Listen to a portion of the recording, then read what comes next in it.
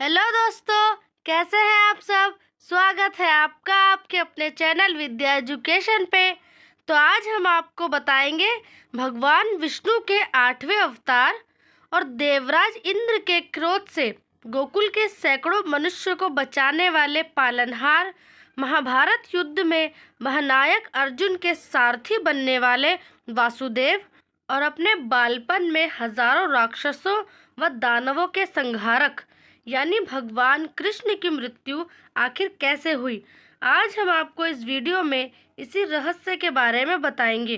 कृष्ण जी जो भगवान विष्णु के 8वें अवतार माने जाते हैं, उनका जन्म देवकी तथा वासुदेव के यहाँ उनके 8वें पुत्र के रूप में उस समय हुआ जब वे मथुरा के कारागृह में कैद थे।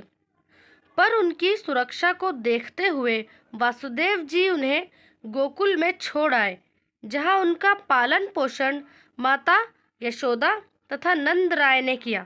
कृष्ण जी ने अपने बालपन में कई शक्तिशाली दैत्यों का अंत किया और गोकुल की प्रजा को उनके आतंक से मुक्त किया। तो चलिए अब हम बताते हैं कि इतने शक्तिशाली होने के बाद भी भगवान कृष्ण की मृत्यु आखिर कैसे हुई। भगवान कृष्ण की मृत्यु एक जरा नाम के शिकारी के हाथों तीर लगने के कारण हुई। पर यह शिकारी कोई आम व्यक्ति नहीं बल्कि त्रेता युग का वानर राज बाली था, जिसकी भगवान राम ने अपने बाणों से हत्या कर दी थी।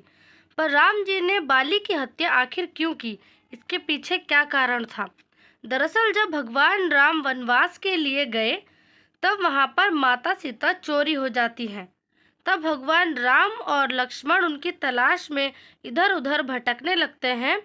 तब कुछ दूर जाने पर उन्हें माता शबरी मिलती हैं और वो उन्हें बताती हैं कि आपकी पत्नी को ढूंढने के लिए आपकी सहायता वानर राज सुग्रीव कर सकते हैं।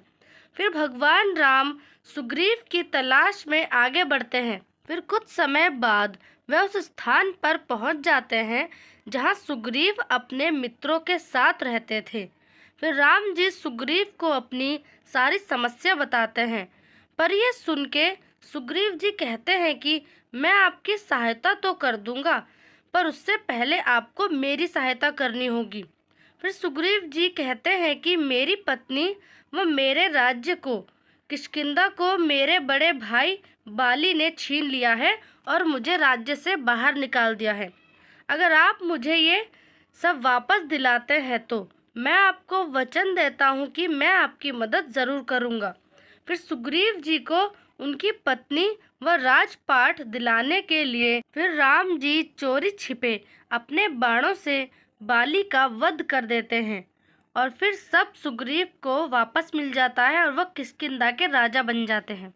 और ऐसा माना जाता है कि वही त्रेता युग के वानर राज बाली ने इस द्वापर युग में एक शिकारी के रूप में जन्म लिया, क्योंकि इस युग में उस शिकारी को कृष्ण जी की मौत का कारण जो बनना था। जब भगवान कृष्ण की नगरी द्वारिका का अंत होने वाला था, तब कृष्ण जी जंगलों की ओर चले जाते हैं और वहां जाकर वे एक पीपल के पेड़ के नीचे विश्राम करने लगते हैं।